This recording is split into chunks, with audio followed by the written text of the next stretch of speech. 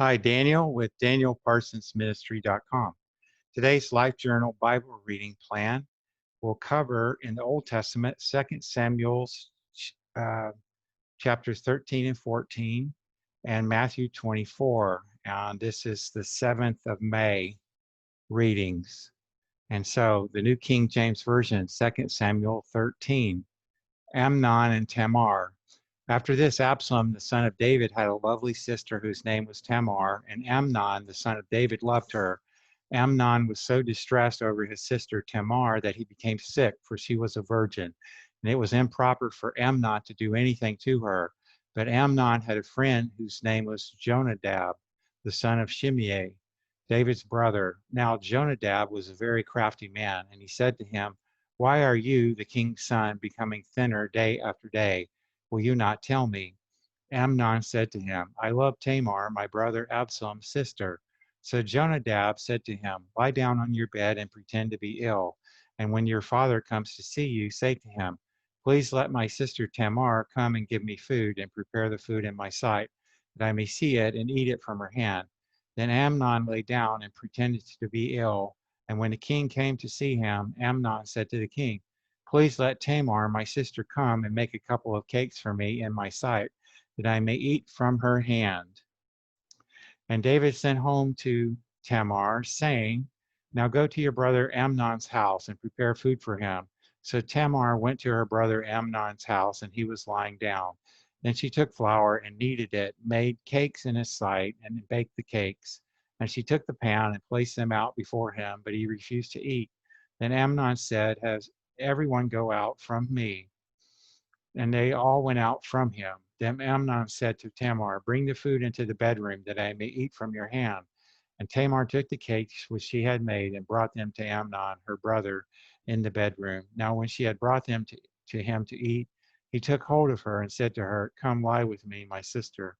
But she answered him, "No, my brother, do not force me, for no such thing should be done in Israel. Do not do this disgraceful thing.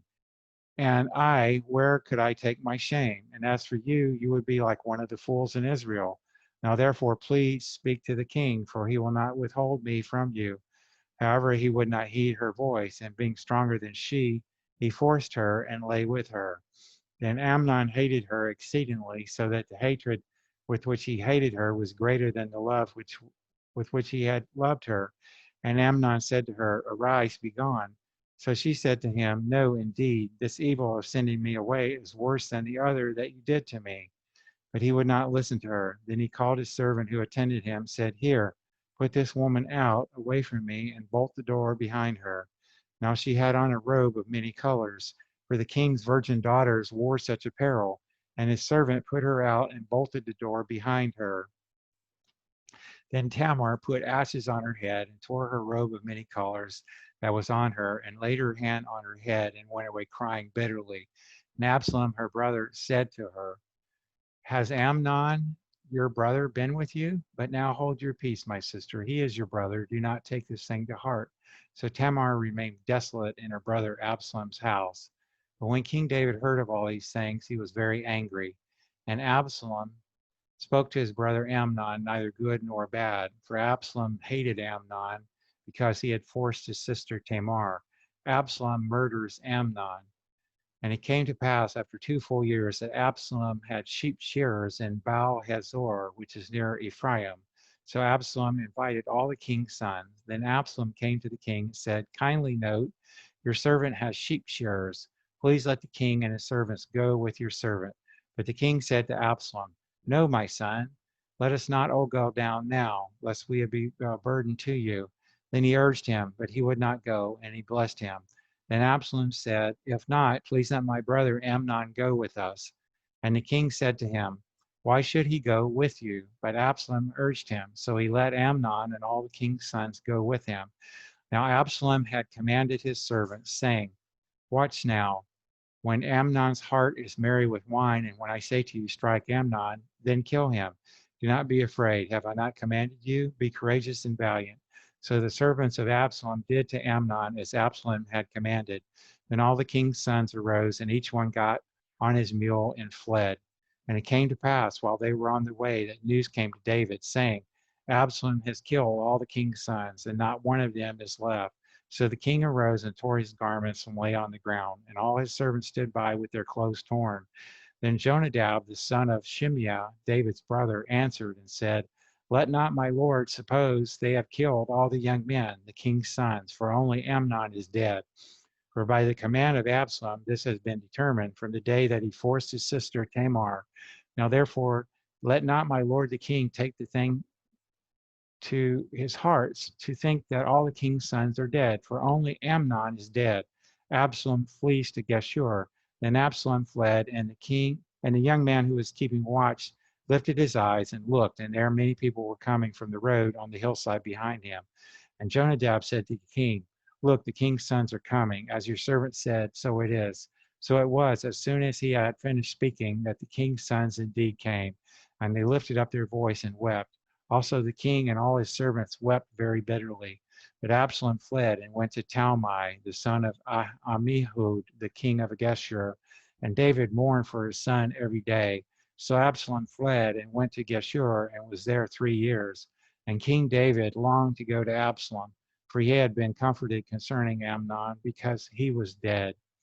So now I'll pull up 2 Samuel chapter 14.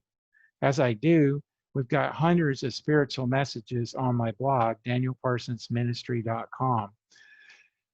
2 Samuel 14, Absalom returns to Jerusalem. So Joab, the son of Zeruiah, perceived that the king's heart was concerned about Absalom. And Joab sent to Tekoa and brought from there a wise woman and said to her, Please pretend to be a mourner and put on mourning apparel. Do not anoint yourself with oil, but act like a woman who has been mourning a long time for the dead. Go to the king and speak to him in this manner. So Joab put the words in her mouth. And when the woman of Tekoa spoke to the king, she fell on her face to the ground and prostrated herself and said, Help, O king. Then the king said to her, What troubles you? And she answered, Indeed, I am a widow. My husband is dead. Now your maidservant had 2 sons, and 2 fought with each other in the field. And there was no one to part them, but the one struck the other and killed him. Now the whole family has risen up against your maidservant. And they said, Deliver him who struck his brother, that we may execute him for the life of his brother whom he killed. And we will destroy the heir also. So they would extinguish my ember that is left, and leave to my husband neither name nor remnant on the earth. Then the king said to the woman, Go to your house, and I will give orders concerning you. And the woman of Tekoa said to the king, My lord, O king, let the iniquity be on me and on my father's house, and the king and his throne be guiltless. So the king said, Whoever says anything to you, bring him to me, and he shall not touch you any more. Then she said, Please let the king remember the Lord your God, and do not permit the avenger of blood to destroy any more, lest they should destroy my son. And he said, As the Lord lives, not one hair of your son shall fall to the ground. Therefore the woman said, Please let your maidservant speak another word to my lord the king. And he said, Say on. So the woman said, Why then have you schemed such a thing against the people of God? For the king speaks this thing as one who is guilty, and that the king does not bring his banished one home again. For we will surely die and become like water spilled on the ground, which cannot be gathered up again. Yet God does not take away a life, but he devises means so that his banished ones are not expelled from him. Now therefore I have come to speak of this thing to my lord the king, because the people have made me afraid. And your maidservant said, I will now speak to the king. It may be that the king will perform the request of his maidservant. For the king will hear and deliver his maidservant from the hand of the man who would destroy me and my son together from the inheritance of God. Your maidservant said, The word of my lord the king will now be comforting. For as the angel of God, so is my lord the king in discerning good and evil. May the Lord your God be with you. And then king answered and said to the woman, Please do not hide from me anything that I ask you. And the woman said, Please let my lord the king speak.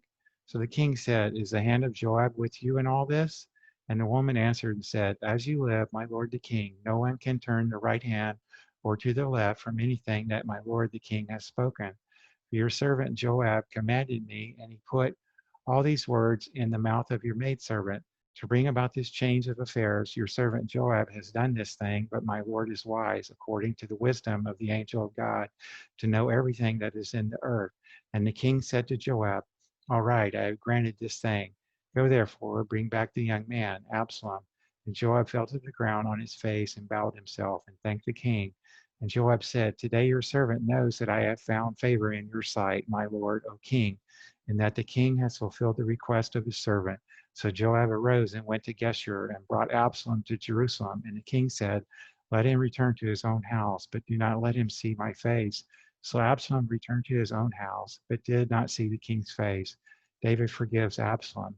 Now in all Israel there was no one who was praised as much as Absalom for his good looks. From the sole of his foot to the crown of his head, there was no blemish in him. And when he cut the hair of his head at the end of every year, he could cut it because it was heavy on him. When he cut it, he weighed the hair of his head at 200 shekels, according to the king's standard.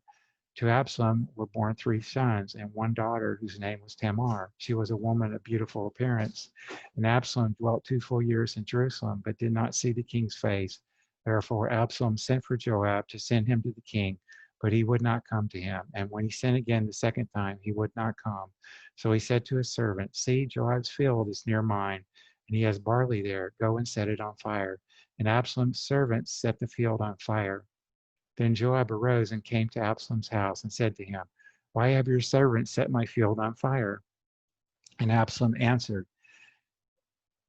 Joab, look, I sent to you saying, Come here, so that I may send you to the king to say, Why have I come from Geshur? It would be better for me to be there still. Now, therefore, let me see the king's face, but if there is iniquity in me, let him execute me. So Joab went to the king and told him. And when he had called for Absalom, he came to the king and bowed himself on his face to the ground before the king. Then the king kissed Absalom. So now, as I'm pulling up our New Testament passage for today, which is Matthew chapter 24, we've got hundreds of vegan recipes, really healthy. Just click the Healthy Living tab on danielparsonsministry.com. Matthew 24. Jesus predicts the destruction of the temple. Then Jesus went out and departed from the temple, and his disciples came up to show him the buildings of the temple. And Jesus said to them, Do you not see all these things? Assuredly, I say to you, not one stone shall be left here upon another that shall not be thrown down. The signs of the times and the end of the age. Now, as he sat on the Mount of Olives, the disciples came to him privately, saying, Tell us, when will these things be? And what will be the sign of your coming and of the end of the age? Jesus answered and said to them, Take heed that no one deceives you, for many will come in my name, saying, I am the Christ, and will deceive many. And you will hear of wars and rumors of war. See that you are not troubled, for all these things must come to pass, but the end is not yet. For nation will rise against nation and kingdom against kingdom, and there will be famines, pestilences, and earthquakes in various places. All these are the beginning of sorrows. Then they will deliver you up to tribulation and kill you, and you will be hated by all nations for my name's sake. And then many will be offended, will betray one another, and will hate one another. Then many false prophets will rise up and deceive many. And because lawlessness will abound, the love of many will grow cold. But he who endures to the end shall be saved. And this gospel of the kingdom will be preached in all the world as a witness to all the nations. And then the end will come, the great tribulation. Therefore, when you see the abomination of desolation spoken of by Daniel the prophet, standing in the holy place, whoever reads, let him understand. Then let those who are in Judea flee to the mountains. Let him who is on the housetop not go down to take anything out of his house. Let him who is in the field not go back to get his clothes. But woe to those who are pregnant and to those who are nursing babies in those days. And pray that your flight may not be in winter or on the Sabbath. For then there will be great tribulation, such as has not been since the beginning of the world until this time. No, nor ever shall be. And unless those days were shortened, no flesh would be saved, but for the elect's sake, those days will be shortened. Then if anyone says to you, Look, here is the Christ, or there, do not believe it.